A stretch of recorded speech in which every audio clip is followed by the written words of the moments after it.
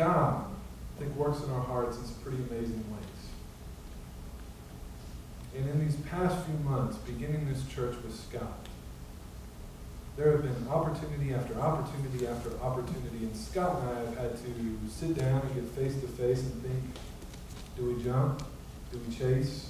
Do we run? Do we go? Not knowing the answers, not knowing the path, not knowing the journey. Just knowing that this is an opportunity. And I truly believe that God will put you in the right place at the right time. And that in that time, if you would just run a little, if you would just chase a little, you would see God do things you have never seen before. But oftentimes, the right place and right time seem like the wrong place and the wrong time, like a 500-pound lion, like snow, like a pit. But it's in those moments that we see God work. And I don't know about you, but I am not here to just do church. I've seen that happen in too many lives and too many people and in too many places over the years, and nothing gets accomplished. Nothing moves, nothing changes, nothing happens. I want to be like Benaniah. I want to see an opportunity that intimidates me more than anything else. And I want to chase it. I want to go after it. Not second guessing myself in my decision. I want to go with great passion, like God chases after me. So my question that I asked you earlier, what are you chasing? What really are you chasing? What are you putting your time into? Your efforts, your energy, your thoughts, your money, your life. One of the funnest things I get to do as a pastor, and I'll explain, are weddings and funerals. Because you get to know people. And one of the things at funerals that, as dreary of a moment as those are, you get to hear stories of the lives of a person that is truly cared about. And then you hear great stories. Great stories.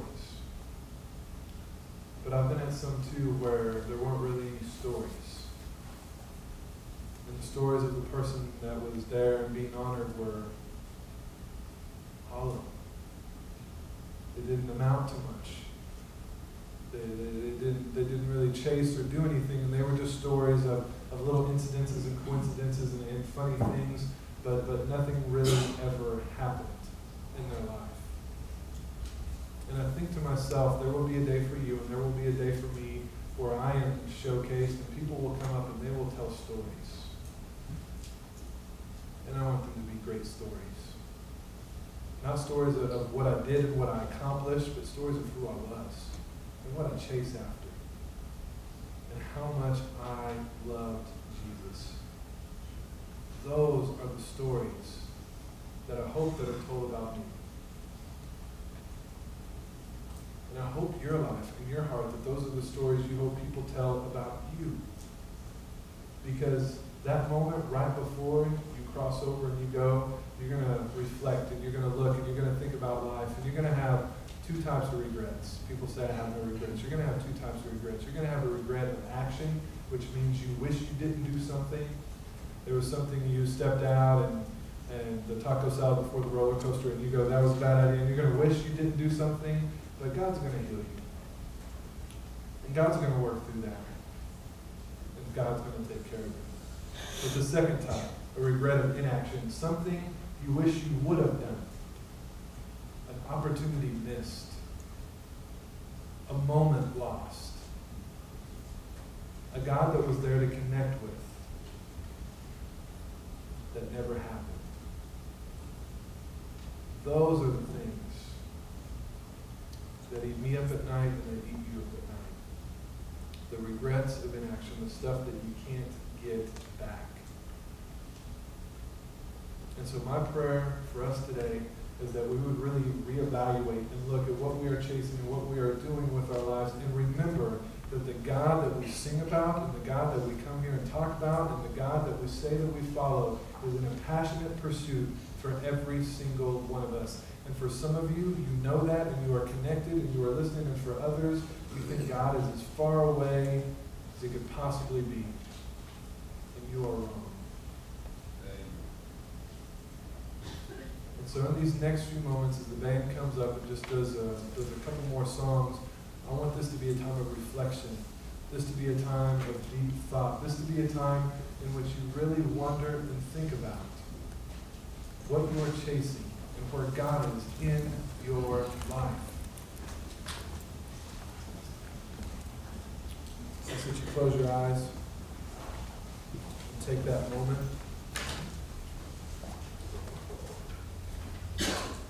And in this moment, I just kind of want to visualize with you just for a few seconds. It's Easter, so not thinking or talking or reflecting on the cross, I think would be a mistake.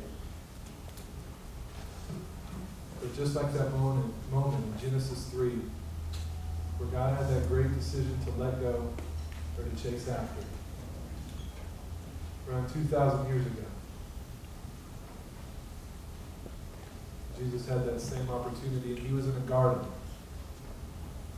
And he was just about to be wrongly accused and arrested. He was just about to be beaten. He was just about to be mocked and taken away from all of his friends, from the people he had spent the last 3 years with. He was going to be alone. He was going to be hurting. He was eventually going to be hung on a cross. He was doing this to bridge the gap that happened in Genesis 3. To bring back that intimacy and that connection with the God that chases after us. And so many of us, we see a cross all the time, on a necklace, on a wall, on a t-shirt. But we never really remember how much was given at that moment. We never really remember the passion that was in the heart of Christ in that moment, to be able to continually chase after us and give up everything so that we could do what we're about to do here in just a second. And I fear some of us out there have heard this time and time again. And it just goes right over our hearts and our heads. We've never really thought about the cross. So I want to pray with you guys, and I want to pray for you guys. In these next few moments, if you need to talk, if you need to pray, I'll give you that opportunity.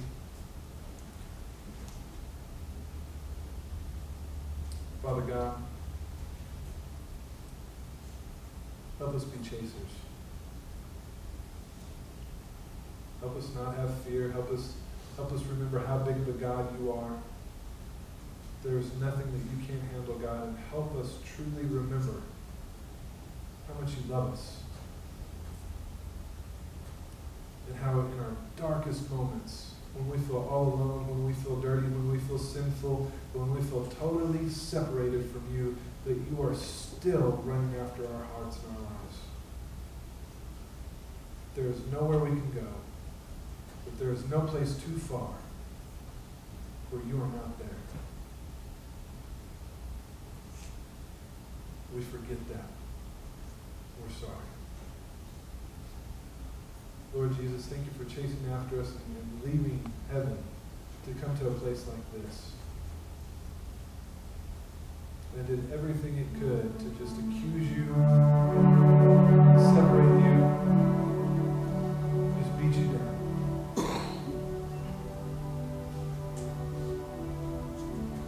So God, in these next few moments, I know there are hearts in this room that need you, Father. I know that there are hearts in this room that haven't been chasing after you, that have been separate, that have been going in a different direction. And Holy Spirit, we just ask that you would just bring them into your fold right now, that you would just tap them on the shoulder and let them know that you are here.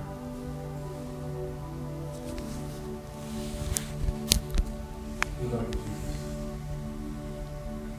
Thank you so much for what you've done on our cross. Let's never forget it. We pray all this